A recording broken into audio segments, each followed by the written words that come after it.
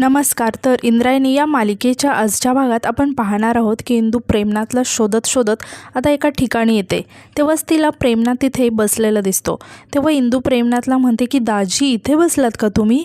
अहो तिकडे नारायणीताईची काय हालत झाली माहिती आहे का तुम्हाला? तिला सोडून इथे कुठे बसलायत?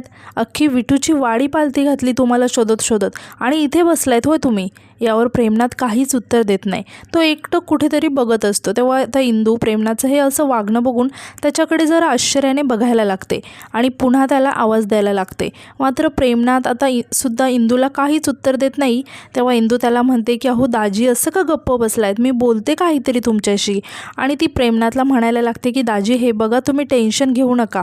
मला माहिती आहे हे कोणी केलं आहे ते. विठुराया आपल्या पाठीशी आहे, घाबरायचं नाही. यावर आता प्रेमनाथ अजूनही इंदूला काहीच उत्तर देत नाही. तेव्हा इंदू प्रेमनाथच्या खांद्यावरती हात ठेवते आणि त्याला आवाज द्यायला लागते. तेव्हा आता इंदूने खांद्यावरती हात ठेवताच प्रेमनाथ असा वस्कन खूपच रागाने इंदूकडे बघायला लागतो. तेव्हा हे बघून इंदू खूप घाबरून जाते. तेव्हा प्रेमनाथ रागातच इंदूचा हात पकडतो आणि उठून इंदूचा गळा धरतो. तेव्हा हे बघून इंदू खूप घाबरलेली असते आणि ती खूप ओरडायला लागते आणि म्हणायला लागते की अहो दाजी काय करताय? पाठ राखीन बाई आहे मी. आणि ती प्रेमनाथच्या तावडीतून स्वतःला सोडवण्याचा अतोनात प्रयत्न करायला लागते. तर इकडे अधू आणि नारायणी आता घरी आलेले असतात. आता नारायणी प्रेमनाथ कुठेही सापडलेला नसतो, त्यामुळे ती खूपच रडत असते आणि रडत सगळ्यांना सांगत असते की कुठेही सापडले नाही आहेत ते. तेव्हा शकुंतला विचारते की काय झालं, अधू सापडले नाहीत म्हणजे? तेव्हा नारायणी रडत सांगते की अगं काकू, आम्ही तिथे गेलो होतो जिथे ते बसले होते, पण तिथूनही ते गायब झाले होते.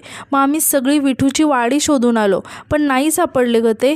तेव्हा अधू नारायणीला समजावत म्हणतो की ताई तू काहीच काळजी करू नकोस, दाजींना काहीच नाही होणार. आता नारायणी रडत मोठ्या बाईंना म्हणते की आई अगं मला खूप भीती वाटते गं. तेव्हा मोठ्या बाई नारायणीला म्हणतात की भीती वाटायला काही कुकुलं बाळ आहे का? तेव्हा नारायणी म्हणते की आई अगं तुला नाही माहिती आहे, ते खूप विचित्र वागत होते गं. असं एकटं कुठेतरी बघत होते, त्यांनी मलाही नाही ओळखलं आणि बोललेच नाहीत माझ्याशी. मला खूप भीती वाटते गं. तेव्हा मोठ्या बाई आता आश्चर्याने नारायणीला विचारतात की जावई काहीच बोलले नाहीत? तेव्हा अधू आता नारायणीला समजावत म्हणतो की ताई तू नको ना काळजी करूस, दाजी येतील सुखरूप घरी. आपण पोलिसांमध्ये कंप्लेंट करूया. आता हे सगळं बघून श्रीकला मात्र खूपच खुश असते आणि हसत असते. तर इकडे मोठ्या बाईसुद्धा खूप टेन्शनमध्ये असतात आणि त्या स्वतःशीच म्हणतात की इंदू अजूनही आली नाही म्हणजे नक्कीच काहीतरी गडबड आहे. तेव्हा आता मोठ्या बाई उठतात आणि नारायणीला म्हणतात की नारायणी अजिबात घाबरायचं नाही, तुझी आई आहे ना, ती करेल सगळं नीट. असं म्हणून मोठ्या बाई बाहेर जायला लागतात. तेव्हा अधू त्यांना अडवतो आणि म्हणतो की आई आता तू कुठे चालली आहेस? दाजी येतील ना परत? तेव्हा आता मोठ्या बाई अधूला म्हणतात की येतीलच ते परत, पण माझे गेलेले पैसे परत यावे ना, म्हणून मी विठुरायाला साकडं घालायला चालले, हो बाजूला. असं म्हणून मोठ्या बाई तिथून निघून जातात. तर इकडे श्रीकला हे बघून मनातच म्हणते की थेरडे, तुझे पैसे तुला याच जन्मी काय कधीच मिळणार नाहीत. विसर आता ते. तुम्हा सगळ्यांना असं बघून ना मला खूप आनंद होतो आहे. तुमच्यामुळे मला आणि माझ्या बाबांना ना खूप जास्त त्रास सहन करावा लागला आहे आणि आज तुम्हाला असं त्रासात बघून ना फार मज्जा येते मला. तर दुसरीकडे आपण पाहतो की प्रेमनाथ अजूनही इंदूचा गळा आवळत असतो. तर इतक्यात आता पाठीमागून मोठ्या बाई येतात आणि प्रेमनाथच्या डोक्यात काठी घालतात. आता डोक्याला मार लागताच प्रेमनाथ इंदूचा गळा सोडतो आणि तिथेच खाली कोसळतो आणि बेशुद्ध पडतो. आता हे बघून इंदू खूपच घाबरलेली असते आणि समोर मोठ्या बाईंना बघून ती खूप रडायला लागते आणि मोठ्या बाईंना जाऊन मिठी मारते. तेव्हा मोठ्या बाई इंदूला समजवायला लागतात. तेव्हा इंदू म्हणते की मोठ्या बाई बघा ना दाजींना काय झालं आहे, तुम्ही देवासारखी धावून आलात हो, तुम्ही नसता आलात तर माझं काय झालं असतं? तेव्हा मोठ्या बाई इंदूला म्हणतात की तुला काही झालं नसतं, रडू नको तू, शांत हो. आणि त्या इंदूला म्हणतात की हे बघ इंदे, ही रडायची घाबरायची वेळ नाही आहे, विचार करून पाऊल टाकायची वेळ आहे. आता आपल्याला विचार करूनच सगळं करावं लागणार आहे. इंदू मात्र खूपच रडत असते. तेव्हा मोठ्या बाई तिला म्हणतात की शांत हो, सांगितलं ना, इथं विठुरायाचा वास असताना असं हातपाय गाळायला लाज नाही वाटत का तुला? हे बघ रडायचं नाही, प्रसंग बघ काय आहे, आपल्याला आता विचार करूनच चालावं लागणार आहे.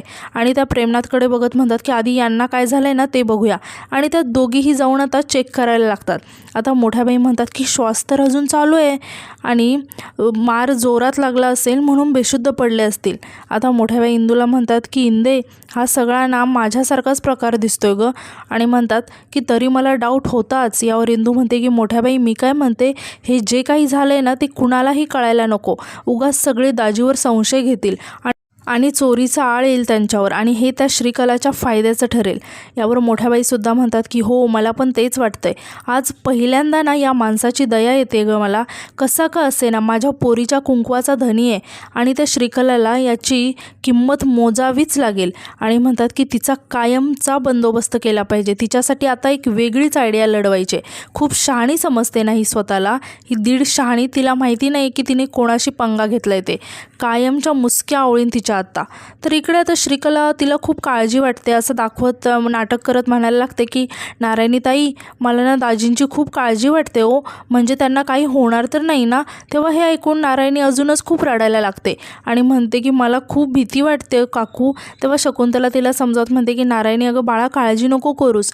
तितक्यात आता व्यंकू महाराज येतात आणि त्यांनासुद्धा प्रेमनाथचा कुठेच पत्ता लागलेला नसतो आणि ते अदूला म्हणतात की अधोक्षज, मला असं वाटते की आपण ना आता पोलिसात जाऊन कंप्लेंट नोंदवूया, कारण बराच वेळ गेला आहे ना आणि महाले सरांशी सुद्धा बोललो मी, पण त्यांनासुद्धा जावई बापू कुठेच भेटले नाहीत. यावर अदू सांगतो की पण व्यंकू काका 24 तास होऊन द्यावे लागतील ना. यावर आता शकुंतला विचारते की अरे अदू, 24 तास कशाला लागतील. तेव्हा अदू सांगतो की अगं काकी, 24 तासानंतरच पोलीस कंप्लेंट घेतात मिसिंग पर्सनची. आता तितक्यात मोठ्याबाई आणि इंदू येतात. तेव्हा मोठ्याबाईंना बघून नारायणी धावतच मोठ्याबाईंजवळ येते आणि विचारायला लागते की आई, काय झालं. तेव्हा मोठ्याबाई आता अदूला म्हणतात की काय रे अदू, काय बोलताय तुम्ही आणि कसली मिसिंग कंप्लेंट. तेव्हा अदू सांगतो की अगं दाजींची. तेव्हा यावर मोठ्याबाई म्हणतात की आत्ता कशाला द्यायची ती मिसिंग कंप्लेंट. तेव्हा हे ऐकून श्रीकला थोडीशी टेन्शनमध्ये येते आणि मोठ्याबाई नक्की काय सांगतायत हे कान देऊन ऐकायला लागते. आता मोठ्याबाई नारायणीला म्हणतात की अगं तुझा नवरा एकदम सुखरूप आहे. तेव्हा व्यंकू महाराज आश्चर्याने म्हणतात की काय सांगताय. तेव्हा मोठ्याबाई म्हणतात की हो, खरं सांगते. आता हे ऐकून श्रीकला खूप टेन्शनमध्ये आलेली असते.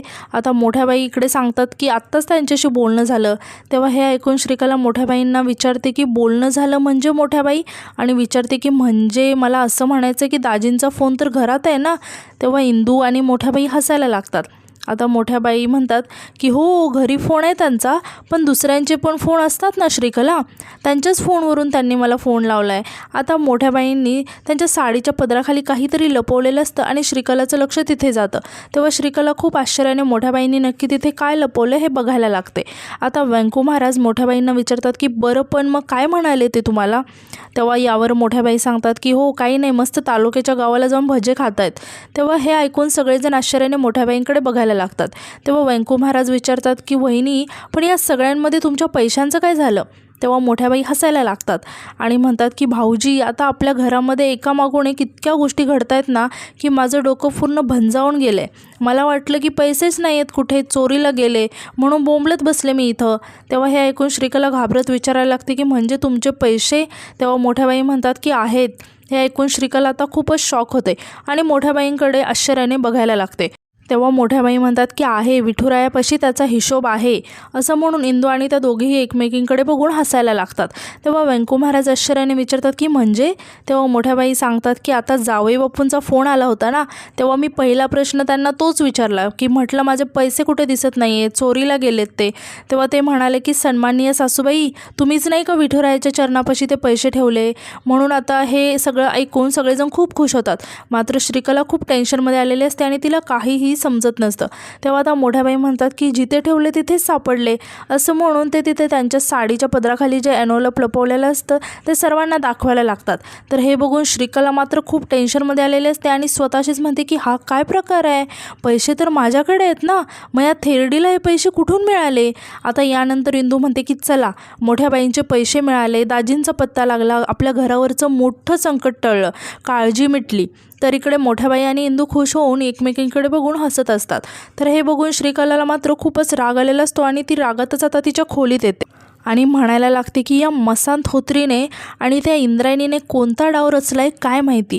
ही खोटी बाई म्हणत होती की पैसे चोरीला गेलेच नाहीत, ते सेफ आहेत म्हणून, आणि हे कसं शक्य आहे. तिच्याच जावयाने ते माझ्याकडे आणून दिले होते. आणि ती विचार करायला लागते आणि म्हणते की या नालायक विंजने तर माती खाल्ली नाही ना, आणि म्हणते की नाही, पण मी माझ्या हाताने पाकिट घेतलं होतं.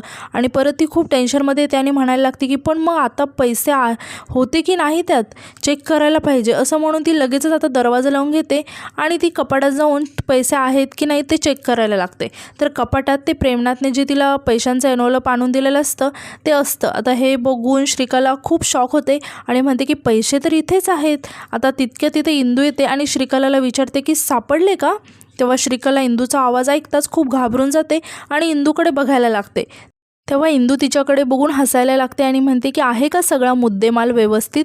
तेव्हा हे ऐकून श्रीकलाला खूपच राग येतो आणि ती घाबरूनही जाते आणि पटकन आता कपाट लावून घेते आणि इंदूला विचारायला लागते की तुम्ही इथे काय करताय इंद्रायणीताई. तेव्हा इंदू श्रीकलाला म्हणते की अगं काय करताय म्हणजे अगं घरात इतकं सगळं घडले आणि त्यात चोरी पण झाली, तुला ताण आला असेल ना गं, म्हटलं यावर तुला जरा आधार द्यावा. यावर श्रीकला इंदूजवळ येते आणि म्हणते की नको, त्याची काही गरज नाही आहे ताई. तेव्हा इंदू म्हणते की कशी गरज नाही आहे आणि रागात म्हणते की अजिबात आवडत नाही आहेस तुम्हाला. पण म्हणून काय झालं गं, आता तू पण या घरातलीच झालीस ना गं, तुला आधार देणं कर्तव्य आहे माझं. त्याचं काय आहे ना, या घराची रक्षण करते आहे ना मी, या घरातली प्रत्येक गोष्ट सुरक्षित आहे की नाही हे बघितलं पाहिजे आणि त्याचं रक्षण पण केलं पाहिजे मी. आणि विचारते की आहे ना सगळं व्यवस्थित. तेव्हा हे ऐकून श्रीकला खूप घाबरलेली असते. आता इंदू श्रीकलाच्या हनुवटीला असा हात लावते आणि म्हणते की काळजी घ्या आणि ती तिथून निघून जाते. आता इंदू निघून जाताच इकडे श्रीकलाला मात्र खूप राग आलेला असतो आणि ती खूप घाबरलेली पण असते आणि रागातच बघत असते. आता यानंतर आपण पाहतो की मोठ्या बाई आणि इंदू बुद्धिबळ खेळत असतात. आता मोठ्या बाई स्वतःशीच म्हणतात की व्यंकट भाऊजी, शकुंतला, नारायणी, अधोक्षज या सगळ्यांच्या सपोर्टमुळे ही श्रीकला आडवी उभी तिरकी कशीही चालणारी बुद्धिबळातली वजीर झाली आहे आणि तिला असंच वाटते की आता तिला कोणीही चेकमेट करू शकत नाही. येडी असं म्हणून त्या हसायला लागतात आणि म्हणतात की ती पण तिला माहिती नाही आहे की ही आनंदी अंताजी दिग्रजकर काय चीज आहे ते. असं म्हणून आता मोठ्याबाई चेकमेट करतात. तेव्हा हे बघून इंदू खूप शॉक होते आणि मोठ्याबाईंना म्हणते की चेकमेट, अहो मोठ्याबाई मांडलं बघा तुम्हाला, कसली भारी चाल खेळलात. तेव्हा मोठ्याबाई इंदूला म्हणतात की मग आपण जसं खेळलो तसं होतंय ना. तेव्हा इंदू मोठ्याबाईंना म्हणते की हो मोठ्याबाई, त्या 1.5 शहाणीला मोठ्या डल्ल्याचं वेध लागलेत, 1 लाख चोरले पचले, आता 10 लाख रुपये पाहिजेत तिला. तेव्हा मोठ्याबाई म्हणतात की झाकली मूठ 10 लाखाची. असं म्हणून इंदू आणि मोठ्याबाई दोघीही हसायला लागतात. तेव्हा मोठ्याबाई म्हणतात की त्या श्रीकलाला असंच वाटलं पाहिजे की या खोलीत लाखो रुपये आहेत आणि तिची पैशाची हावच तिला आता मातीत नेणार आहे. येऊ दे तिला खोलीत, श्रीकला चोर आहे आणि ती पैशांसाठी नक्कीच या खोलीत येणार आणि आपण तिला रंगे हात पकडणार. असं म्हणून या दोघीही हसायला लागतात.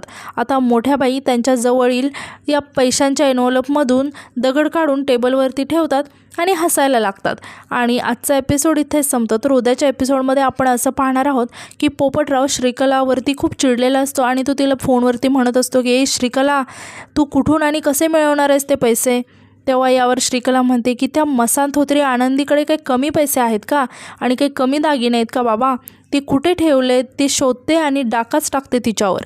तर यानंतर दुसरीकडे इंदू मोठ्याबाईंना म्हणत असते की खरं आपल्या ताकदीने तकतं आणि खोटं आपल्या आदतीने माती खातं, आपल्याला खूप सांभाळून राहावं लागणार आहे मोठ्याबाई. तर यानंतर दुसरीकडे पाहतो की रत्ना आता चादर पांघरून मंदिरात आलेली असते. तर तिथेच आता श्रीकला तिच्याकडे ते पैशांचं पाकिट हळूच देते जेणेकरून ते पोपटरावपर्यंत ती पैसे पोहोचवेल. आता रत्ना ते पैशांचं पाकिट घेऊन तिथून पळतच असते. तेव्हाच आता इंदूसुद्धा मंदिराकडे यायला निघालेली असते आणि आता रत्ना पळत असतानाच इंदूला तिचा धक्का लागतो. तेव्हा आता इंदू रत्नाकडे खूप शॉक होऊन बघायला लागते आणि आजचा एपिसोड इथेच संपतो. तर आजचा एपिसोड तुम्हाला कसा वाटला हे कमेंटमध्ये नक्की सांगा आणि उद्याच्या नवीन एपिसोडसाठी आपल्या चॅनलला सबस्क्राईब करायला विसरू नका. धन्यवाद.